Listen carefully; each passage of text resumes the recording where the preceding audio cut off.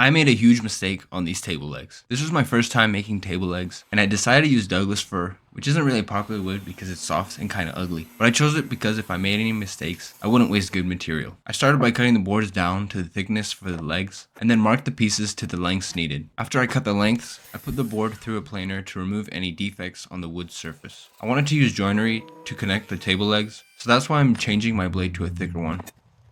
I built a jig that lets me cut the wood vertically and easily make the slots for the finger joints.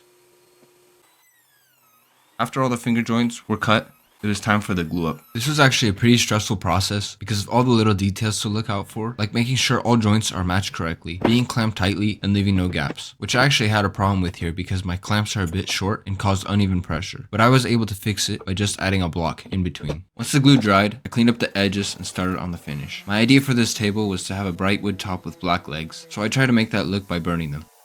I liked how they looked apart from the table, but once I put it together, it was hideous. I thought burning them would be more unique, but the only reason why this would be unique is because it's ugly, and why would you ever do this? After contemplating whether I should fix it or not, I decided to redo it. I sanded off all the finish that I had just put on and then stained everything black.